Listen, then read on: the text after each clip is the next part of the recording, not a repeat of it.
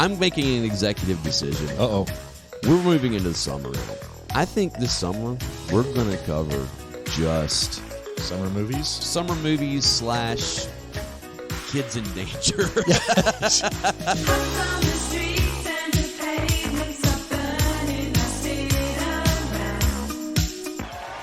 Sweep the leg.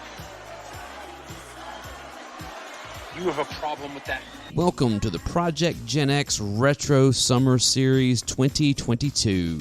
Sarah, beware. I have been generous up until now, but I can be cruel. Starting in May and ending in August, we will review the summer movies from our youth that include Tron. I still don't understand why you want to break into the system. Because, man, somewhere in one of these memories is the evidence. If I got in far enough, I could reconstruct it. Adventures in Babysitting. Don't fuck with the babysitter. The Goonies. Don't say that. Never say that. Goonies never say die. Back to the Future. Whoa, this is heavy. There's that word again, heavy. Why are things so heavy in the future? Is there a problem with the Earth's gravitational pull? What? And so much more. We talked into the night. The kind of talk that seemed important until you discover girls. If I can only have one food for the rest of my life, that's easy. Pez. Cherry flavored Pez. Along the way, we will also sprinkle in some non-movie goodness that will remind us what it was like to be a kid when the socks were high, the shorts were extra short, and there wasn't a cell phone to be seen. E.T. phone home. E.T. phone home. Wants to call somebody.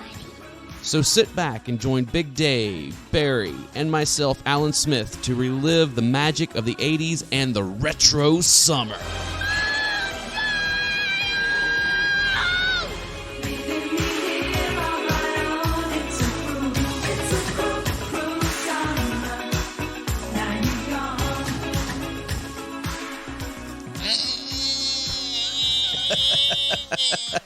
Welcome back to the Project Gen X podcast. What was that?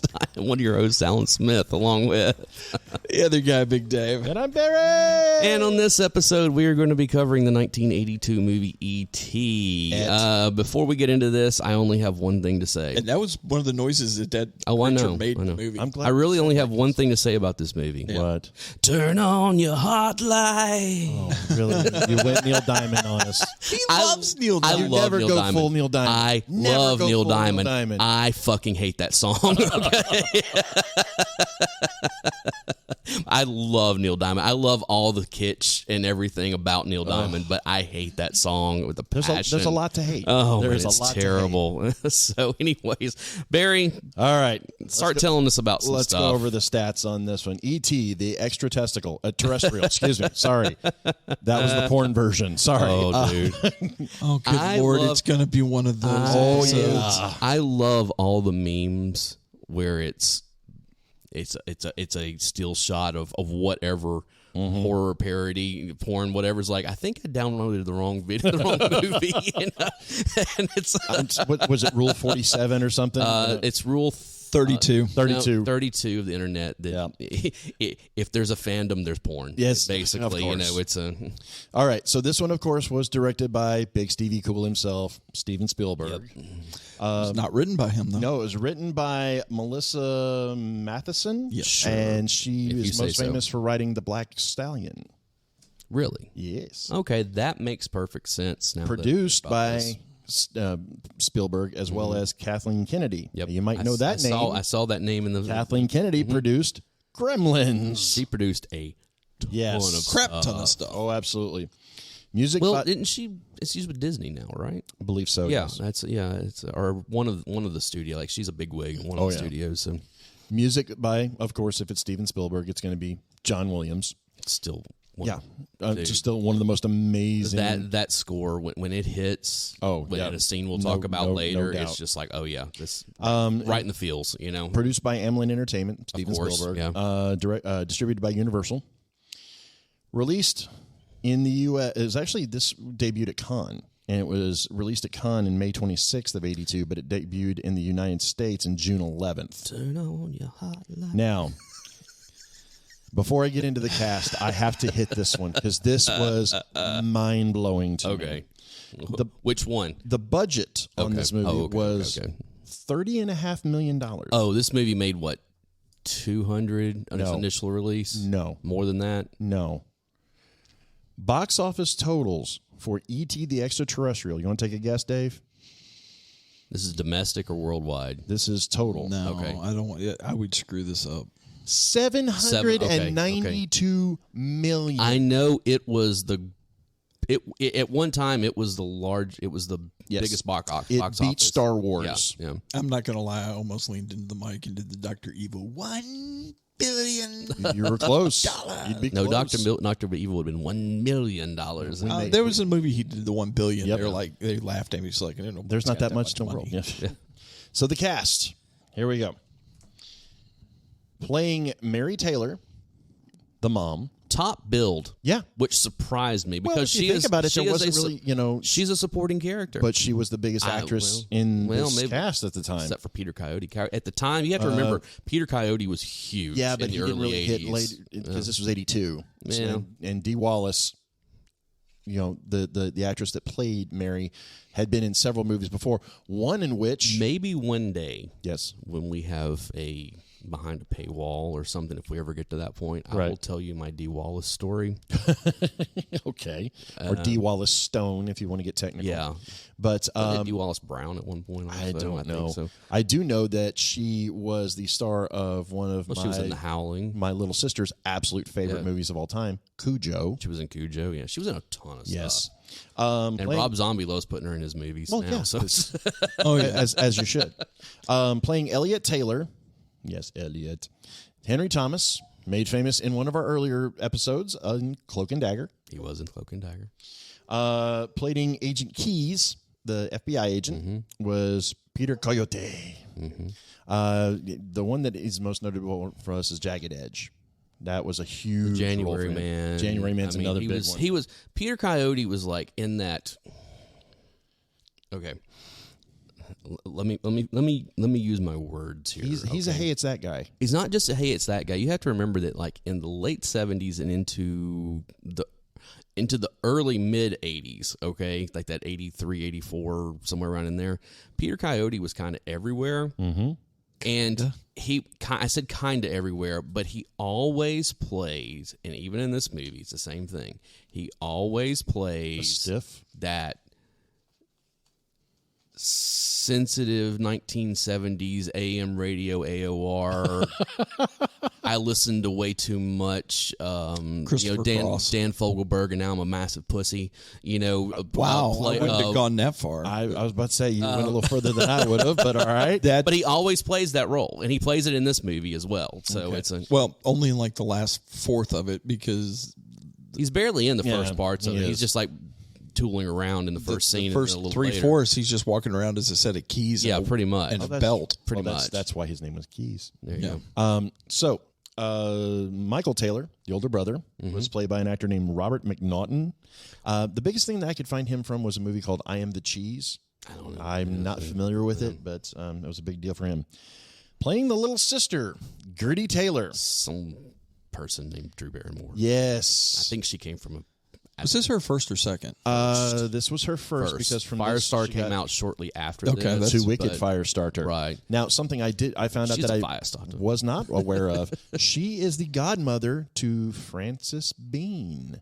I knew That that. doesn't surprise me in the slightest. I know her and Courtney were pretty tight in one point. I had no idea that she was Frances Cobain's godmother.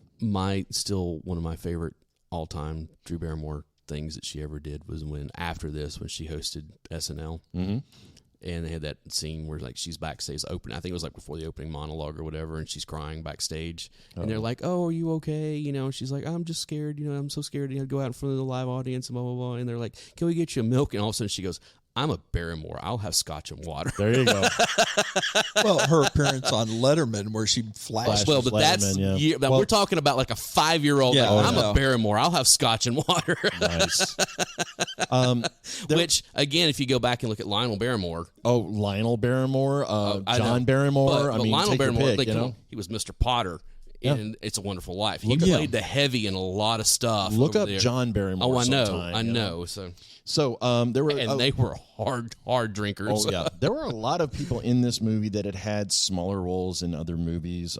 Sean Fry plays And can we friend say that Jade Strife. Barrymore might be the ultimate, like, Yeah. you know, Oh, like, yeah. what's the word I'm looking for? The mom, the backstage, what am I talking? What am I talking? Stage mom. Thank you. I mean, God, what a piece of work. Anyway, Go ahead. So, like I said, there's a lot of smaller parts in this. Sean Fry played Steve. He's been in the movie for keeps. But there were two notable small roles where I don't know if this was their first role or if this was Talking one about of Tom the first Howell? roles. C. Thomas No, Howell. no. He is credited in the credits. It says Tom Howell. That's all it as says. Tyler. Again, from another episode that we had mentioned before. It was from the movie Red Dawn. Well, he was in a bunch of stuff. Yes. Yeah. And one of my... Well, he was in Soul Man. Come on. He was in Soul Man. This is true. One of my favorite small bit cameos. This was her first appearance Erica in the movie. Eleniak. Erica Eleniak Eleniak, yes. plays Pretty Girl. And I saw her and I was like, I think that's her. And then I went and looked up and I was like, oh, yeah, that is her. For those of you who don't know what we're talking about, go back and watch the movie Under Siege. Oh, well, no, look. She was in the first season of Baywatch when it was on NBC Yes. before it went syndicated. Mhm. She was in Under Siege. She was a Playboy Playmate. Yep, two-time. I think something like yeah, but it's one of those things where, like, she's been in a bunch of stuff. I mean, like, she was in a bunch of stuff over the years. Think like Celebrity Rehab with Dr. Drew. Yes, she was on that as well. Something like that. But she was definitely on there. The other cameo, or I should say the vocal cameo on this, that I wasn't aware of, one of the voices for E.T.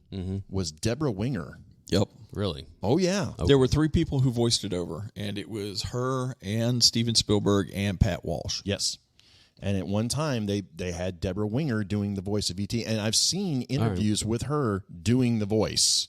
So I was stunned. I was like, okay, so you're telling me the lady from Officer and the Gentleman was E.T.? Cool. Be good. Okay, so before we get into all of this, yep, and I will put a link to it in the show notes. There is a wonderful YouTube video of this. The three of us, but if you're Gen X, listening, you know what I'm talking about, the satanic panic that happened back in the 80s. There was this one idiot that was like, and it was a video that was circulating around about, like all this stuff that's in mainstream movies that blah, blah, blah, blah, blah. E.T. is in this thing. And when asked about it, he said, well, yeah, the biggest things that are here is cross-dressing. Seriously? Yes. No, alien cross-dressing. No, just cross-dressing. Remote viewing. Okay. And homosexuality. Where does homosexuality Two of come into those, this? I can go, okay, I get that. The third one, I'm like, I don't know what movie you watched. I was about to but say. just He downloaded the wrong movie. in 1983. So and we have to talk about the fact that E.T. is a Jedi, or at least a Force user. Well, he does show up, but we'll get to that. well, yeah, there's so much to say about that. So, All right. Do you have your synopsis ready? I do. Oh, God, I'm Dave. going to go for coffee. Let me know Buckle how it in, goes. baby. Buckle in. The movie opens on aliens from another planet in the woods of California collecting specimens of the local flora. Are we sure that's not Oregon? Yeah. When suddenly the U.S. government arrives with guns determined to collect their own specimen. But the aliens escape in their ship, leaving behind one of their crew. But at the same time, Mike and his friends are in an epic game of D&D, but will not let their little brother Elliot play. Tasked with meeting the pizza guy, Elliot hears a noise in the shed and is scared when he throws his baseball into the shed and it is thrown back to him. Upon investigation, Mike determines that it's a coyote and the matter is closed. Until the next night when Elliot hears the noise again and investigates the cornfield only to see an extraterrestrial. No one believes Elliot, so he takes it upon himself to use Reese's Pieces to lure said extraterrestrial back to his room. Over the next few days, Elliot, Mike, and his little sister Gertie befriend E.T., and shenanigans ensue. But, just like everything good in life, the government can't let people be happy. On Halloween, E.T. and the kids form a plan to contact E.T.'s home planet. After Elliot doesn't come home, the authorities are called. Elliot finally does come home, but he is sick and E.T. is missing. Mike finds E.T. with Rocket Raccoon in a drainage ditch, and they finally reveal him to their mom. But just then, every Gen Xer was taught a valuable lesson that the U.S. government will arrive at your home with guns and the full force of the alphabet organizations. I'm sure there were 87,000 new IRS agents just off camera auditing the shit out of everyone in that neighborhood at gunpoint. to take what they want, and there isn't a fucking thing you can do about it, and they quarantine the house. Just like every Steven Spielberg movie, he makes all the kids in the theater cry their eyes out as E.T. dies, but then miraculously resurrects himself because glowy heart. The kids then concoct a plan to get E.T. to the contact site, and chased by government agents with guns, and narrowly escaped because E.T. has the magical power of bicycle levitation. The aliens return, and E.T. goes home as the family watches, and we're never heard from again because there's no place to escape from the government agents with guns who now know that the aliens exist and are pissed off that these kids helped one escape the planet before they could dissect it and reverse engineer all of its technology to make better weapons to beat those damn Russian commies and never abuse that superior power when dealing with their own citizens ever again. With guns. But in an alternate, totally unrealistic reality from 2002, no one's breath smells of penis, and a kinder, gentler U.S. government uses walkie-talkies and flashlights instead of guns. I like how you worked that the walkie-talkie bit in there too. It was a nice touch. By the way, I had to rent this on Vudu to be able to watch it again. And in the version on Vudu, when they're getting ready to go over the cars, there were no walkie-talkies or flashlights. I know. I have an original. It was dude. They cocks that shotgun right as they're coming up on. I know. I counted at least 5 or 6 different shotguns. Every single agent has a when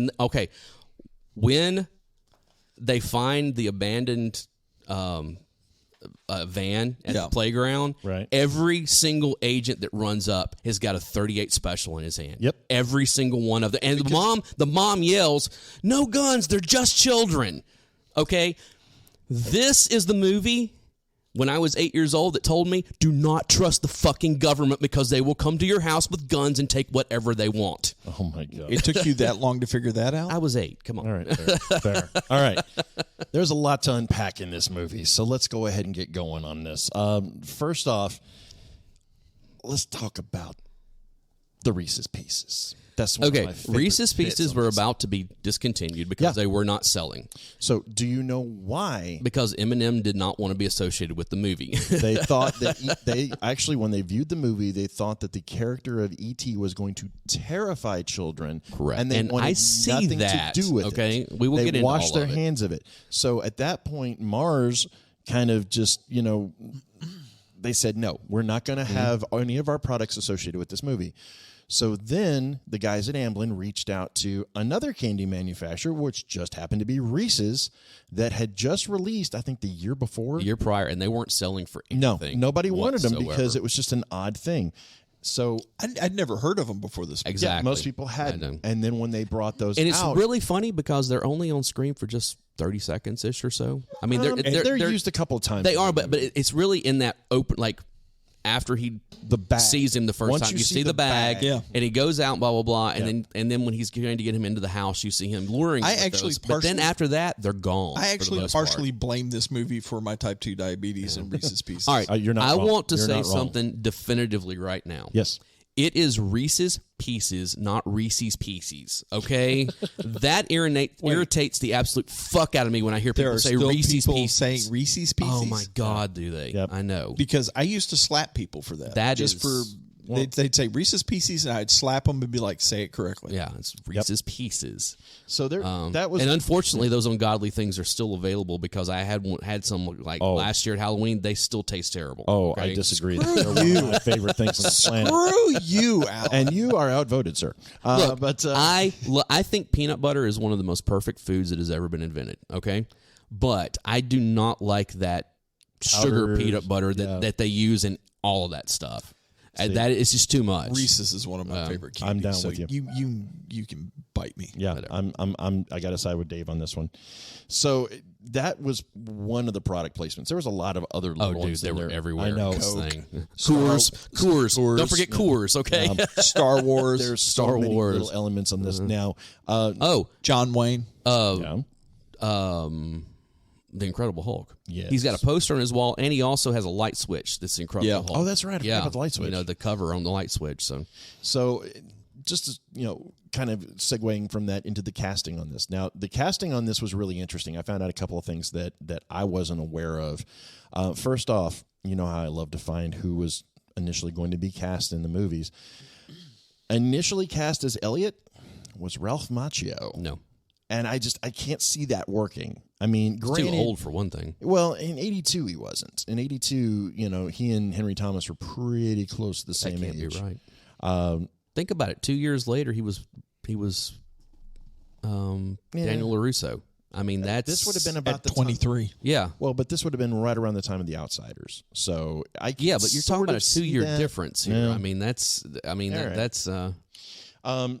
We talked a little bit about Pat Welsh, doing the the voice as long with Spielberg and with Deborah Winger. The funny thing is, Welsh was paid $380 for that whole movie. $380. Yep, makes that sounds about right. Did he get a point of the marketing? Nope. That's too bad on his. Did the government come to his house with guns and take that $380 because it? Total. Now, there is a cameo that was not used in this movie. Okay. There isn't a version of it, and you can see it on like the DVD versions, but it's never actually been released. Harrison Ford plays I remember Elliot's teacher. I remember hearing about that. Yeah. Screw that guy. I remember hearing about. I've seen that video because it's on YouTube. You can see it. Yep. It's yeah. There's a whole scene with E.T. elevating Elliot, off the floor. And It's really funny. It's odd. Like with the teacher, you never see the teacher's face. Okay, Mm-hmm. and then later. Well, there's a reason for that. There's several of those. Like later when the cops at the house, whenever Elliot's missing, you never see the cop's face. Yep. I mean, it's Renee kind of got in on watching the movie with me last night, and she brought up a very valid point that until they have Elliot and E.T. in the isolation tent, you see the only adult that you see a face of Wallace. is Dee Wallace. It's true, and everybody else is from the shoulders down. Yes. Do you know why? Faceless. Well, probably for pay. Nope. I found this out, and I had to do some digging to find this out for this very thing. Steven Spielberg was a huge fan of Tex Avery. Okay. And in Tex Avery cartoons, if you never go back and see watch the it, adults. you never see the adults' faces. You always see them from like the waist down. Right. You can hear the arms voice, down. but you never see the face. And that's what he wanted to inflict, is that I got the that. idea of, from a child's point of view, you're not going to really be paying attention to an adult's face. You're going to be seeing them from your vision level. But she was also made the point that when they're in the isolation tent working on the two of them, you suddenly see all their faces, but they're all behind a mask. Mm-hmm. And it's not until they take them off. Not until E.T. dies that they take them off. Kind of humanizing them. Yeah. But then when they're not humans. and then when E.T. comes back to life and they go to escape him, the kids on the bikes suddenly mask up. Yes. Pulled like the hood over his mask and cinched up this. One of them puts on his terrorist costume from the night before. Yes, I remember that. Yeah. So, and then they don't actually, and they're kind of in a state of disbelief that this can't be happening. And it's not until they see E.T. coming off the back of the van that they unmask. Yeah. Right. I guess so. Now, something else that I found about the production of this movie that it was just completely mind-blowing to me. This is one of the most iconic movies of all time. I think it's safe to say. Absolutely. Yeah. I think it's like number 5 or number 6 on sale, all-time box office sales in history. With it's up there. inflation, yes. Yeah. But the thing is there's been so many movies that have gone over $1 billion in the last decade. Well, I know it's up there. Yeah, I think it's still in the top 10 or 15. I would definitely say that this one... Inflation, it's definitely near the top. Yeah, I mean, on a cost per day, this has it beat all the way around. Oh, I don't doubt it. This entire movie was made in 2 months. 61 days to make this movie, which was actually 4 days below schedule. That will explain why this movie kind of jumps from point to point from time to time. It is a little choppy. It also points to a very good production department that had everything planned out well into pre-production. Right. And since we're already talking about the monies, let's talk about the monies for a minute on this thing. The opening weekend, or the opening day on this, $11 million in $82, which is 3 times that now. Yeah. So wait, how much did it cost to make the movie? It was $30 million. So it made a third of its money back on its opening day. Opening day. Yeah, that's what I said on its first day. On the second weekend on this, it actually recorded the highest grossing second weekend of all time. The record prior to that was set at $10,765,000. Want to take a guess what the movie was? Star Wars. Jaws. Superman 2. Superman 2 set it in 81. In 83, it actually surpassed Star Wars to become the highest grossing film of all time. And by the end of the theatrical run, it had grossed $359 million and $619 million worldwide. Jeez. It's just insane. It's been said It was a force. that there were over 120 million tickets sold to this movie. That doesn't surprise me any. How would you like to have been a fly at the table when Lucas and Spielberg had dinner after E.T. surpassed Star Wars money-wise? I'll do you one better. Spielberg, it's been estimated that he made approximately $500,000 a day Because of this off film. this movie. A day, boys. Well, you know about, going back to Lucas, because Lucas was in production of Star Wars at the same time that Spielberg was in production of Close Encounters of the Third Kind. Yeah.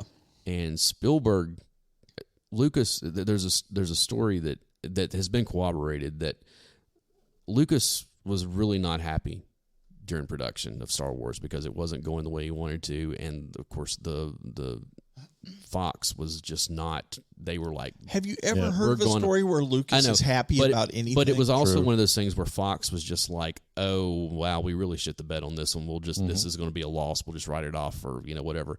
But Steven Spielberg came to the set and was like, was everything, and he brought dailies from Close Encounters with him, and they were sitting and watching, and Lucas was really just like, dude, your movie is amazing. Like, it's going to be so much bigger than starting this movie that I'm making, blah, blah, blah. And Spielberg was like, no. What you're doing is going to be huge. You just don't realize it yet. Right. So they agreed to give each other points on both movies. Yeah, they kind of broke even from each other on that, Spielberg made out on Star Wars because of the points that he got on Star Wars for nothing more than just saying, no, this movie's going to be big, has made somewhere in the range of $25 to $30 million. Yeah. Insane.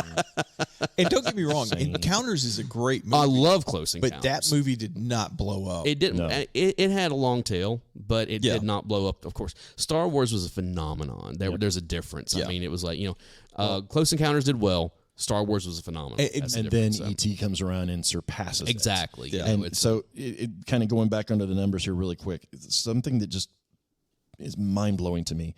This was the highest grossing movie of all time up until 1993 when Jurassic Park usurped it, which just so happens to be another Steven Spielberg movie. I know. It's just Lucas unreal. hasn't had crap since Star Wars. The VHS cassette. Which is funny because... all I'm going to say is Howard the Duck. Hey. But it's one of my favorites. It's funny you say that because, The Force Awakens is actually one of the top 5 grossing movies of all time. Yeah, which I know it's Disney now. It's not Lucas. Unfortunately, Lucas was the one who wrote the dialogue for that. Anyway, we won't get into all that. The VHS cassette, which you owned, I owned, everybody owned. Over 6 million rentals of just that cassette alone. Okay. And it held the record until Batman. Yes. So the thing about that VHS of E.T., E.T. was released in 82. Yep.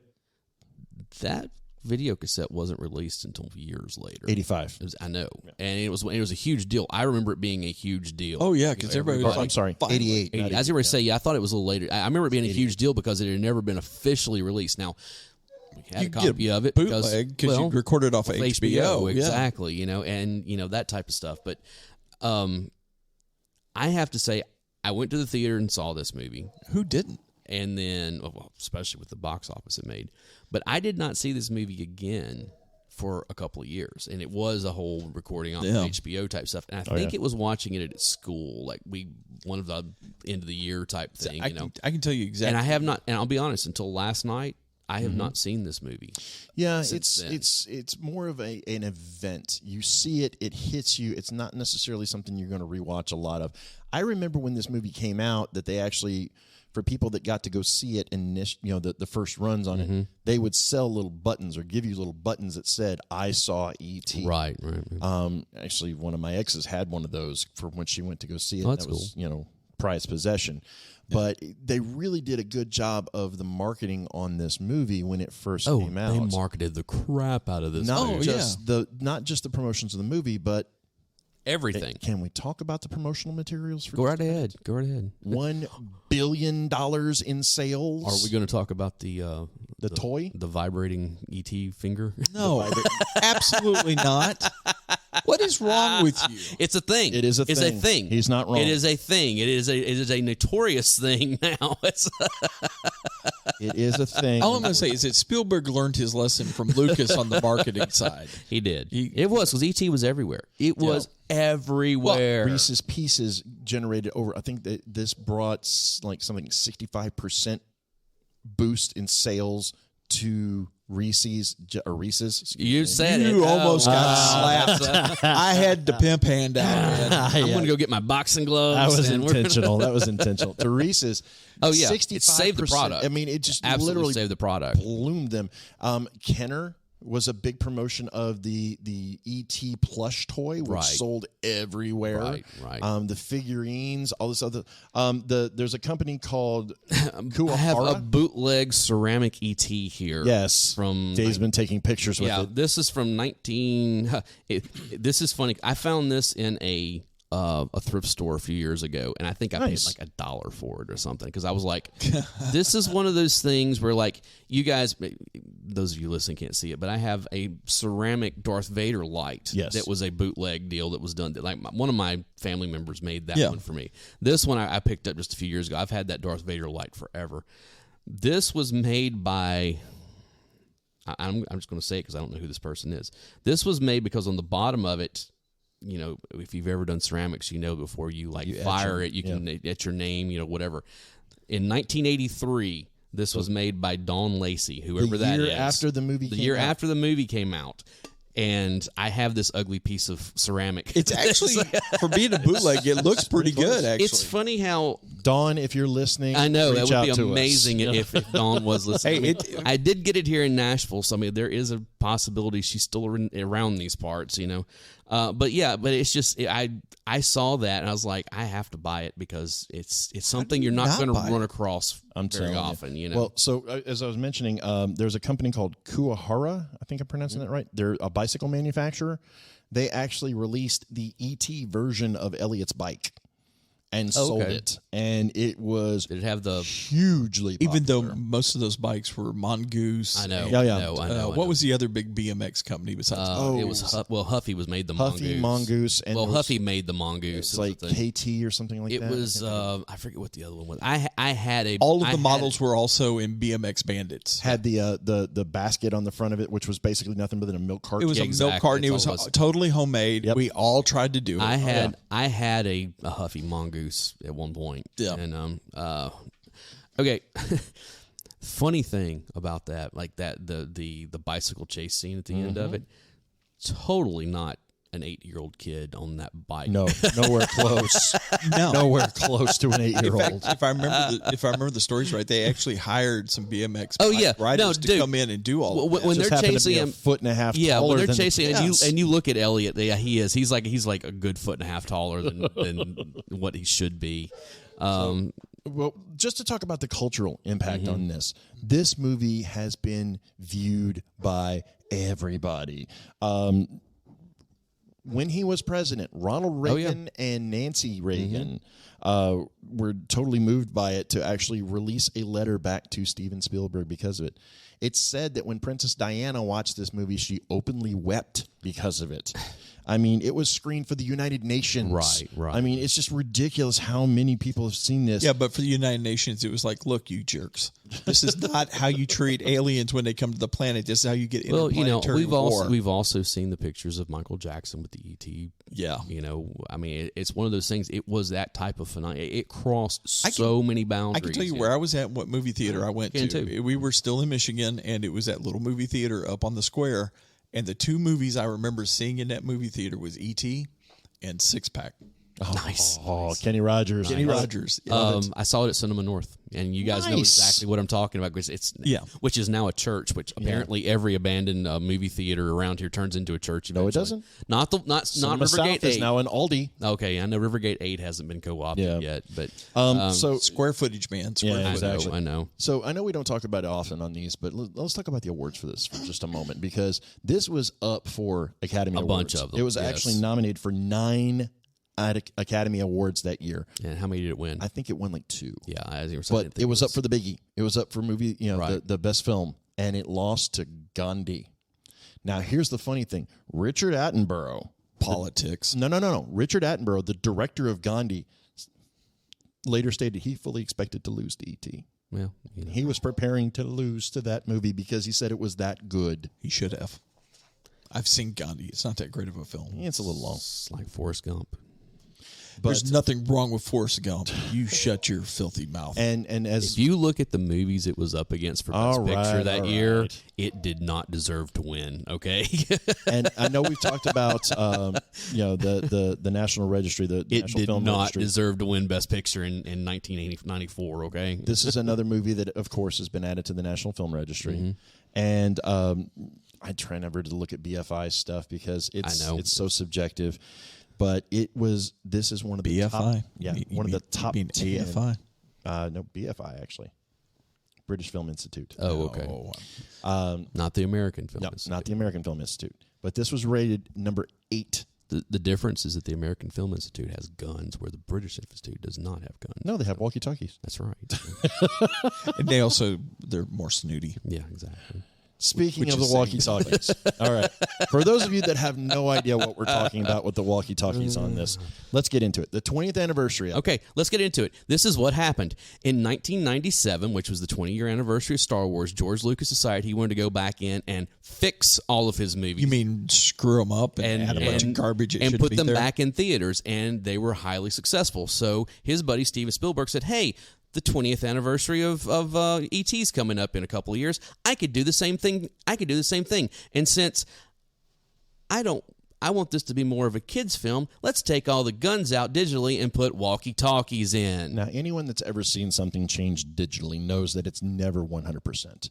It looks so odd. And we all know the government does not come to your house with walkie-talkies. They come to your house with guns. They kick the door in at 6 a.m. when you're still in bed and well, but that was hilarity and black bag you and carry off, never to be seen again. Exactly. You know who shows up at your house with walkie-talkies? British government. That's true.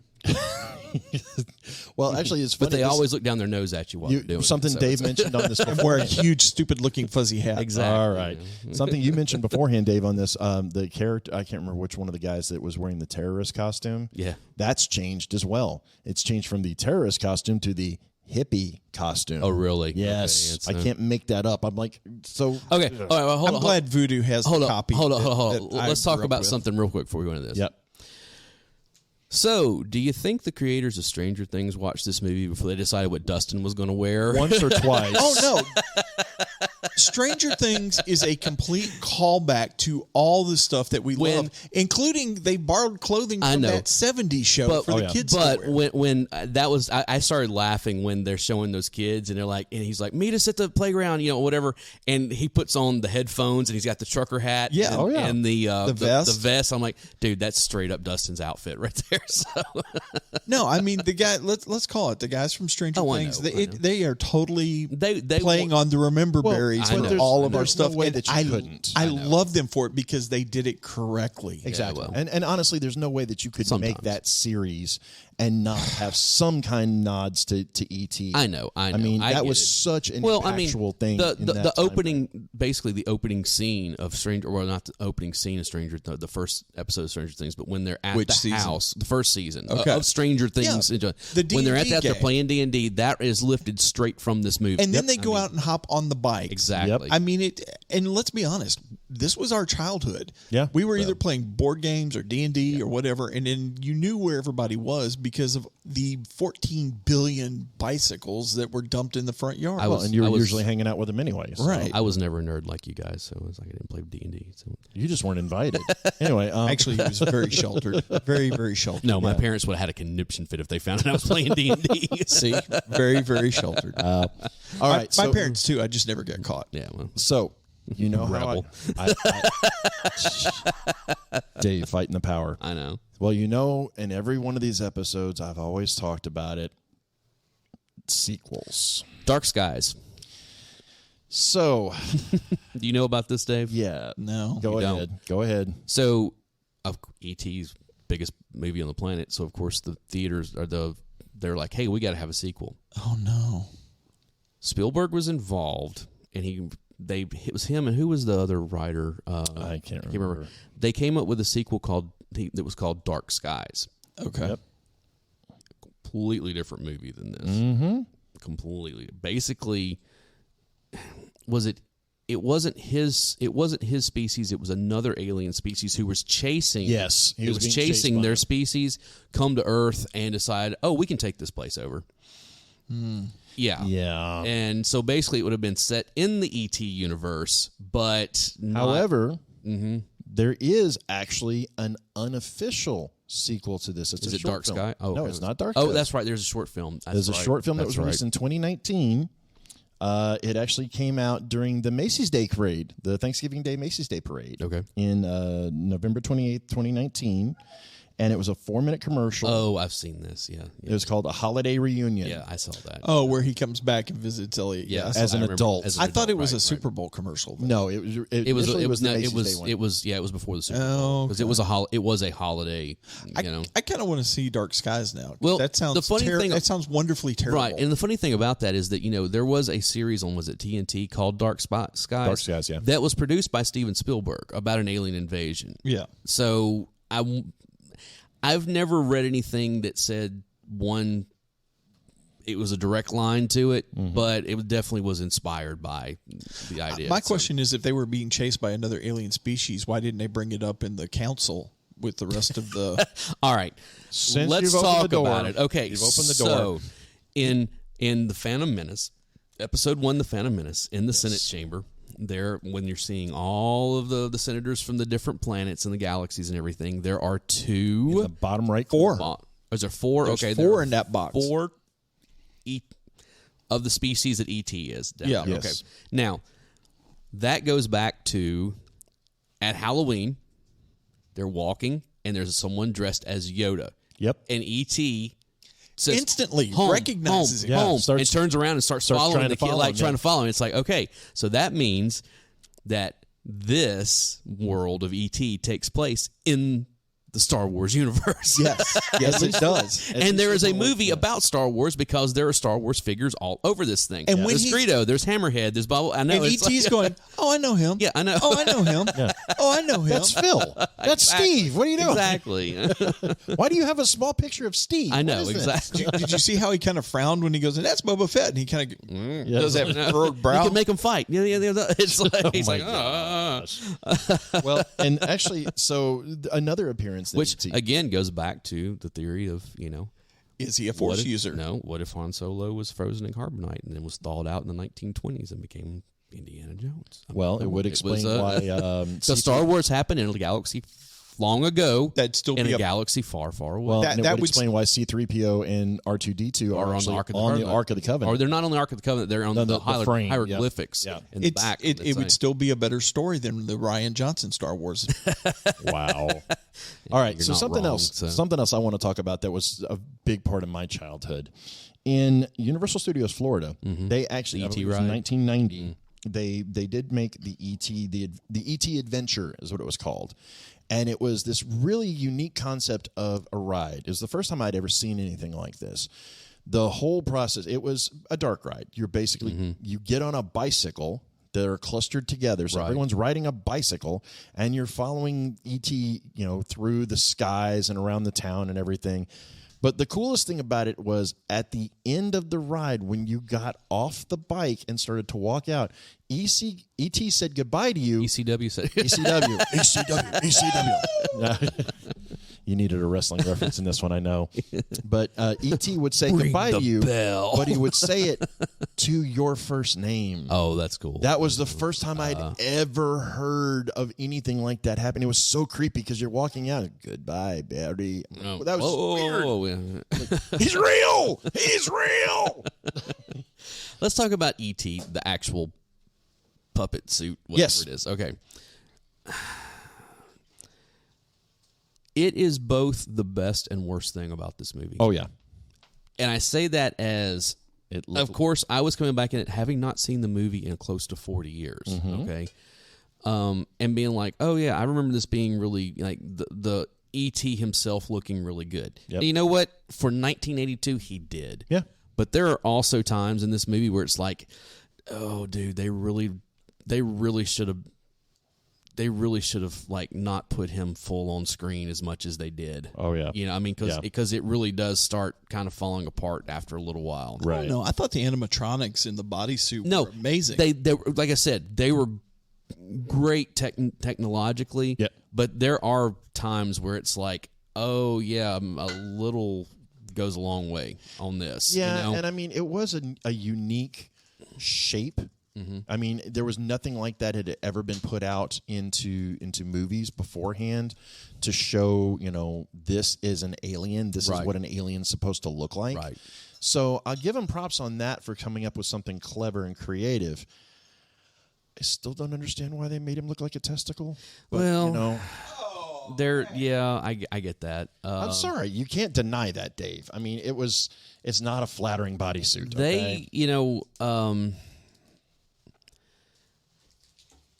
They made some choices, and when I say they made some choices, I'm not saying that as derogatory. Right. I mean, they made some choices, and they made some good choices in some of the stuff.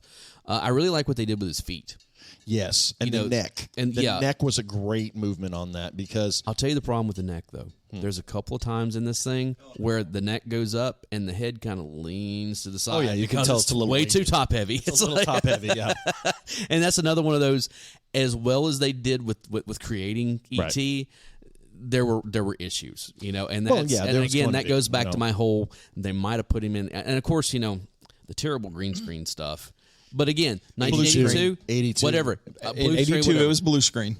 But again, it's 82. I mean, it's like even from the beginning, because like when the government agents show up after, you know, he's left behind, when they're showing the neighborhood in the background, obvious green screen of them, or blue screen of the silhouettes of the agents in front of it. It's like, oh yeah, that sticks out. You know, when he's flying through the air. You know, or when they're it's bad. Not as bad as some of the blue screen. I agree. In some of the movies at the same time. I agree. Yeah. You know, and or when he makes the Play-Doh go up in the air and that kind of stuff. There's several things where it's like, okay, but again, it's 1982, right? And I never thought about that whatsoever back then. You know, so I mean, yeah, it's a. I went into this movie kind of skeptical. Mm-hmm. I really did. I went into this movie thinking this could wind up being another never-ending story. No, you know? it totally holds up. It is not, okay? Yeah. As I said, I have not seen this. This last night was the first time I'd seen this movie in close to 40 years. Okay? Right. And I didn't know how. I did not know how it was going to affect me, you know. And there are, and I told Barry this story before you got here. I was sitting there last night. It was almost 10 o'clock. You know, I'm laying in bed and I'm watching it. You know, and like that scene, like when they're back at the house and they order the pizza, and all of a sudden I'm like, oh wow, pizza sounds really good. Subliminal messaging. Yep. And I ordered a pizza, and I am paying for it today because it's one of those things that, like, it's not that I haven't had pizza in the last 5 months, but those of you listeners, in the last 5 months, I've been really watching what I eat, you know, and that kind of stuff. Yep. This was the first time in a good long time that I ordered just out of that sounds good rather than I was hungry. Yeah. And it's one of those things where it's like I woke up today dehydrated and all kinds, because I life. also ordered a Mountain Dew, you know, and that kind of stuff. And I'm just like, I'm not really hating life, but it's just like, oh yeah, there's a reason why I don't eat junk late at night anymore, because I wake up feeling terrible the next day. Pieces. Yeah, I'm telling you that would happen. But it was one of those things where it was like, in a lot of ways, watching this movie last night was comfort food in a lot of ways. I could see that. You know, absolutely. And there, I got to say this. Henry Thomas is amazing in this movie, because so many times child actors come off as child actors. Yeah. He didn't. He actually emoted. There are moments in this where it's just like, no, I believe that is a kid who is going through all this stuff. Drew Barrymore. Yes. Yep. Okay. The guy who played Michael. Yeah, I know. But Drew Barrymore is not in this a whole lot because she is a supporting character. But I'm sorry. I will forever say that a 5-year-old Drew Barrymore in that scene when she first meets E.T., when she screams, the gritty scream, is one of the most realistic portrayals of a child on film I have ever seen. Oh, yeah. You know, where she screams. And I love the scene, like when she initially screams, and then they're trying, of course, the mom's at home, they're trying to get her to shut up, and they pull her into the closet, and she turns around, and he's there. And she screams, and he screams, and they're running off screen. You know, it's just like, no, that's exactly how a 5-year-old kid would react in that situation. Yep. And then she calms down, and she starts asking questions the way a 5-year-old kid asks questions. Yep. I will forever say that Spielberg, when he is at his best, knows how to work with children. Not only knows how to work with children, but knows how to capture childhood. Oh, yeah. On film. Oh, yeah. Okay? No doubt. One question I do have about this, was this shot in the same neighborhood as Poltergeist? Because they look an awful lot alike. That's a good question. They look dead and now, on. here's the thing. They know. both came out at the same time. They were both in production at the same time. Yes. And both Spielberg had a hand in both of them. And supposedly Toby Hooper directed We'll get into Poltergeist, but there's a whole, when Oktoberfest rolls around, we're going to hold a whole episode. But yes, there has been rumors for years that Spielberg actually directed that movie, and because it's got Spielberg's fingerprints depends all on over it. Depends on which of the actors. Yeah, I think Poltergeist and E.T. probably happened a block and a half over from each other, because they look like the exact same neighborhood. When they first started going into the neighborhood, I had to check with the credentials on Voodoo. It was like, did I accidentally download Poltergeist? I know. But I think that actually speaks to something on this, though. Even if they weren't, the fact that they look so much alike, I know, that ought to tell you what our neighborhoods look like in '82. Oh yeah, absolutely. I mean, they were so. This was the suburbs like you wouldn't believe. Cookie cutter suburb. Yeah. I mean, this could be anywhere. See, it really could. Now, if you watch a film 30 years from now, from this time period, the house will be like 4 foot wide and 125 feet tall with like 16 stories on it. On like an eighth of an acre of land. Only if it was filmed in Nashville. Now, all over. It's not just here. No, it's not just here. Those tall and skinnies have invaded. And it'll be surrounded by city. 87,000 IRS agents going, "Where's my money?" Holding walkie-talkies. Holding. No. These will be full-on M4s. No. These are the new IRS agents who are tasked to, hey, are you okay with firing on U.S. citizens if you need to? All right. Okay? So before we go down that rabbit hole, we would be remiss if we did not touch base on one albatross that hangs around the neck of E.T., the image of it, and that is the Atari 2600 game. Oh, the landfill game. Yes, the most hated video game in history. Go ahead, pull it out, Alan. I'm going to take a picture of it for the Instagram. I don't have it in this room. It's in a box elsewhere. You don't have it. We'll get it. We'll get it. I think, and I'll be honest, I'm not 100% sure I actually have it anymore. So this, I did have it, yeah. So just to touch base on this, that Atari 2600 was the premier gaming system at that time, and they decided to make a video game. Atari decided to front this for Christmas of '82. Mm-hmm. So it would have come out right after the big rush for E.T., so everybody knew it was right at the perfect moment. Yeah, and this is... Go ahead. Yeah. And it was a huge seller. They sold a ton of these things. Yeah.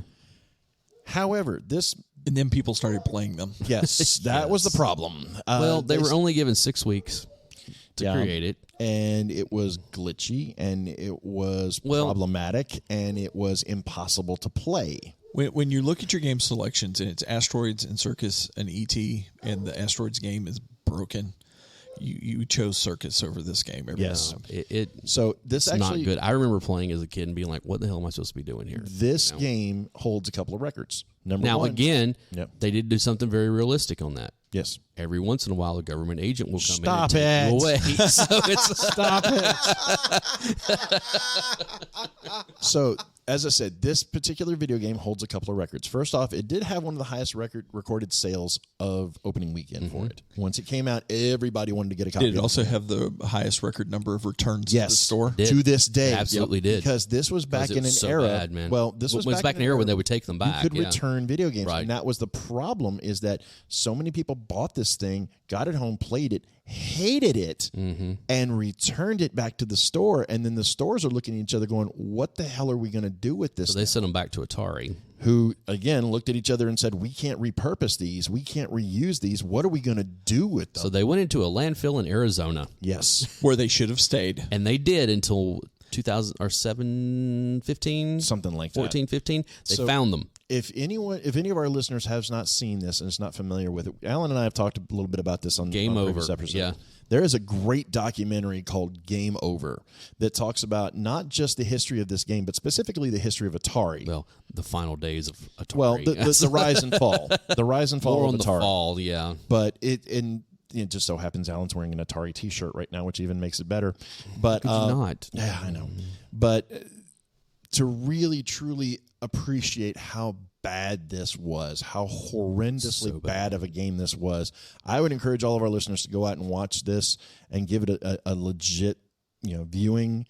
And just remember, this was back in an era where these games were not cheap. No. Atari games usually start at what, $40, $50? It depends. Like, you could buy some of them $20, $30. Yeah. Depending on what it was. But still, that's $20, $30 in 82 money. Which we know that in 82 money today is about 3 times. Yeah. So you're talking. So if you buy a game for $20, it's $60. There it's $60. So you're looking at anywhere between which is about what you're 60 paying for a video game these days anyway. True. Yeah. But this some game of the is Atari games were a higher price point. Oh, yeah. Pitfall was one of a lot of the Activision absolutely. stuff, The Activision and stuff, this was one of them absolutely. because they're like, E.T. is a cash cow. We're going to make as much off this as possible, and they did. They were in that $40 price range. Yep. Extrapolate that out. That's $120 for Yeah. the kids. Okay, But here's the thing. This is the game. This game right here is The the Legend of reason Fall. why is the reason this why is not all the video reason. game Okay, all right. Hold on. Before you say all it, sales are final on Yes. video. yeah, games. That is okay, true. There That is is true. what I was getting ready to say is this game unfairly. I mean, it has its point. It's playing, Yeah. but this game unfairly is blamed for bringing down for the video game crash of '83. Well, No, specifically the fall of Atari, not the Yeah. video game crash. Well, That but was the fall not of what I Atari. was going to say, Yeah, and what 'cause- you guys kept running over me. I it's know, like this I is know. this game right here is the reason why you And by the cannot way, return video games, games right, anymore. right. The name of the town was Alamogordo. Alamogordo, Arizona, and it was yeah. in 24. Or was it Arizona or it New was Mexico? New Mexico. New Mexico. Alamogordo, New Mexico. That's right, it's and, New Mexico. The dig that they went back was in 2014. 14. That's what it was. Because that was a rumor for the longest time. Like they couldn't corroborate it, and then some people said, "Hey, we're going to go. We think we know about where." And it's kind of interesting because it was someone who worked there. Yeah, and there all was those really years no ago, records to be found Was of where like, this no, was. I remember when that happened. Yep. It was kind of over in this area, And they were apparently bringing in trucks by just like they kept constant. And it wasn't just ET cartridges. It no, was there a were whole others, bunch but of other the stuff. predominant one was ET Yeah, because and of the return. again, this was without getting into an Atari episode here, which is something we may need to do at some point. Oh, yeah. But Atari had a real quality control issue because anybody could make an Atari game. Yep. And there was a lot of crap that got put out because of it. Yep. And so, and that E.T. and then their port of Pac-Man, which was terrible. Yeah. Yeah, Or- I had it. I played it. Yeah, I played it too loved because it, I had it. But you know? it wasn't. It was eh. It wasn't It just wasn't 8-bit. It was bad 8-bit. It wasn't Pac-Man. Yeah. I'm sorry, it just wasn't. Which is really funny because like a year after that, Ms. Pac-Man came to the Right. Atari 2600, and it looked like Ms. Pac-Man. Right. You know. Yep. But there was a combination of things that led to Atari, the downfall and all video games. I mean, even to the point to where like when Nintendo, the reason the NES is called the Nintendo Entertainment System is because the stigma of video games was so bad that they did not want to put video game system on there. Yeah. And they basically saved the home video game market in 1985. Well, but anyway, we're going to go ahead. I have one more note on this as far as an appearance of E.T. And it's as of this year, as a matter of fact, in 2022, the so popular film Chippendale Rescue Rangers. I have not seen this. I haven't either, but I've read up about this, and now I've heard that it's actually something worth watching. I've seen the trailer. It looks hysterical. Well, this is going to hit Dave where he lives. There is a scene in this where E.T. fights Batman. I'm down. I'm down for that. Force using alien against rich playboy philanthropist superhero. Apparently, there's a billboard in this movie at some point that shows E.T. fighting Batman. Bruce, why are you dressed like Batman? Because he is Batman, you idiot. I'm down. I would watch that. Yeah. All right. So just to kind of wrap everything up on this, guys, is it still rewatchable? Absolutely. I definitely agree.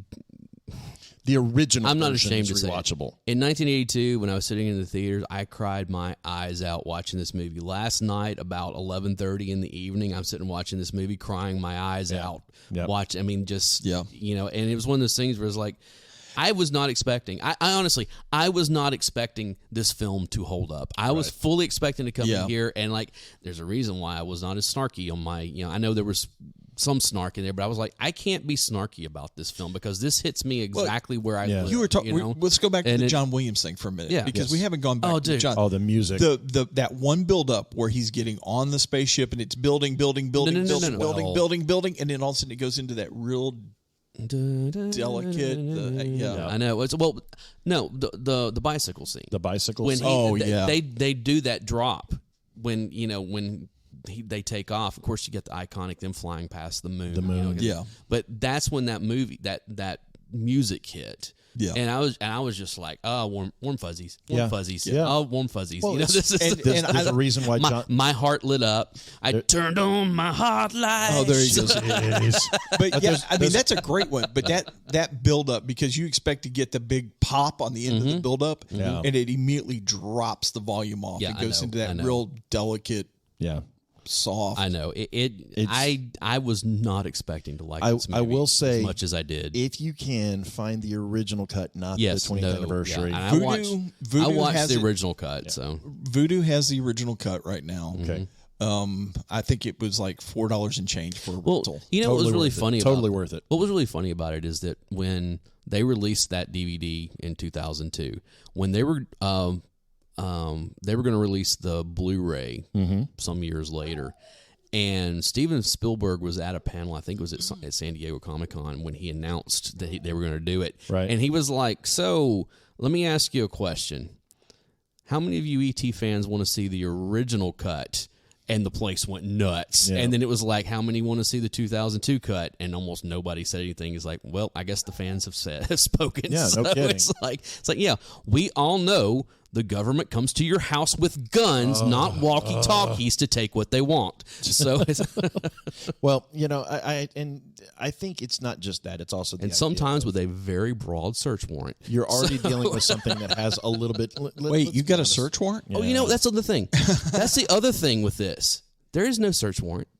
They just show up. They come in spacesuits.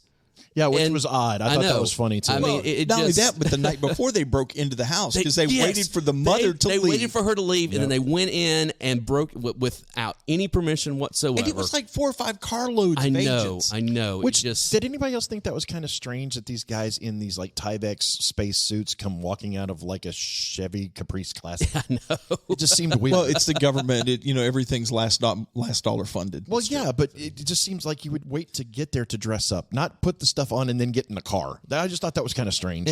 Well, because radiation. Oh, well, yeah. You know, this kid's been living with this thing for, what, 4 or 5 days? And, Yeah, no. you know, we got to take a chance on radiation. And yet there were people that weren't in suits that were with them. I thought I that know. was It just. it's like, why are you guys, you know? That was closer to the real government than anything I've seen in a while. They thought they were going to a Gallagher show or something. That scene right afterwards where they're Splash Zone. where they're walking down the street. Yeah. And it's all backlit with the sun Oh, setting. it was almost like a march. I know, and they're rolling that plastic the tunnel, and it's like that was, as a kid, that was terrifying. Last night rewatching it, it was terrifying for a whole different reason. Yeah. But it was still like, wow, that is a very effective scene. Oh yeah. Oh, I figured out something last night watching this movie. Yeah. Uh-oh. Okay, we all know that J.J. Abrams loves Steven Spielberg and has been trying to emulate him in everything whatsoever. Yeah, get something original, JJ. I figured out where J.J. Abrams found his massive hard-on for the lens flare. Oh, it's in this movie. Yeah, well, yeah, I believe it. When he stays home from school, Yep. and he's laying in bed, and the sun's in the background, you get that big lens flare of him looking into the. Yeah, because I think it's like, oh, JJ, that right there, that's the origin story of J.J. Abrams. I don't think so. It's I don't think Spielberg used anamorphic lenses for this entire movie, but I think there were some instances he definitely used them to get that lens flare. Yeah. So, all right, guys. Well, listen. To all of our listeners that are still staying with us after, Alan's rant about the government, and I'm telling you, they will come to your house with guns and take what they want, and you will never be seen again. Check us out on Discord. That's the reason guys. why we never got. That's the reason why we never got a sequel. Oh, the would you government took them stop? away. They disappeared. They're in a black site Would you somewhere. stop? And that is. Did you ever see him again after the final scene? No, that's what I'm saying. They got lost in the That's what I'm forest saying. somewhere. And that's the other thing. Okay, look, all right, that's the other thing. Whenever they show up, the mom, Mary, and Peter Coyote, Mr. Keys, show up. No other government agents. How the hell did that work? Yeah, well, okay. Oh, something else we didn't talk about. Uh-oh. When he finally talks to Elliot, and he said, "I'm." It doesn't seem real, or something like, it seems like a dream. And he says, I've had the same dream since I was 10 years old. That implies that he had met one of these creatures. That was actually one of the previously. rights that they did on this, was to try to say that this is not the first time that they've come into Right. to Earth. And I was like, I have not seen it. So I was like, oh, that, okay. It kind of goes back to the Cloak and Dagger episode where he talks about your dad. The adult had the same your thing, dad. We used to play. I mean, let's admit it. The government's full of a bunch of molders, and they're all there because something happened to them in their childhood. That they went, something's not right here. We're not being told the truth by the government, so I'm going to join the government to figure out what the truth is, and then you're indoctrinated. Yeah, and then they give them guns, and they come to your house, and they take what they want. Exactly. They were walkie-talkie. Stop it. They're not British. Actually, they would come with guns and walkie-talkies. Yeah, well, there you go. So It's kind of hard to aim, Well, that's what the whole earpiece with the there you go. mic and there you go. Yeah, well. All right, guys. Well, listen. If you've enjoyed this, if you haven't, if you've got opinions on ET, which we hope you do, please feel free to reach out to us on Discord, send us an email, hit us up on the Instas. We're still waiting on our hate mail over the never-ending story. Oh, I'm sure it's coming. I was really kind of surprised we didn't get any on that one, but I also think that a lot of people went back and rewatched that movie and realized what we said was true. Well, I mean, it's hard to deny that. I was actually talking. I told Alan a little bit about this before. My coworkers at my business and I were discussing this, and we've determined that if you ever want to traumatize a child, give them the back-to-back double feature of, Never-Ending Story and Watership Down. Oh man, Watership. Yep, there you go. And if you really want to throw in the Red Badge of Courage, you can truly traumatize a child. Where the Red Fern Grows. Where the Red Fern Grows, yeah. Old Yeller. Either one of those. Either one of those. Oh, there's Sounder. Sounder. There's the other one. I was trying to pull it. Yep, Sounder. There are plenty of those movies. It's like, hey, this is a great kids movie. Let's traumatize them for the rest of their lives. Well, that's what Disney has made their millions off of. Yeah. I know. And Bambi, boys, right straight off the bat, they kill his mom. Right straight off the bat. Yep. So, I mean, there's a reason why the big giant rat's walking around down there in Florida. He's smiling because he's collecting those greenbacks. jeez. By the way, You know this. We're almost at the end of the summer. We are. We have one more movie left. Yes, so and it's one that we're going to go out on that's going to be wonderful, I do believe. And it's definitely a polarizing movie. You either love this movie or you don't understand. Okay, you either love this movie or you're wrong. Well, I'm not disagreeing with you on that, but that's all I got to say about that. So tune in next week to find out what that is. I'm Alan Smith. Remember that the U.S. government will come to your house with guns and take what they want and make you disappear forever. So I'm the other guy, Big Dave, and Alan's already about to get black bagged. And I'm Barry, and I'm holding a walkie-talkie. And we'll see you next time. See ya.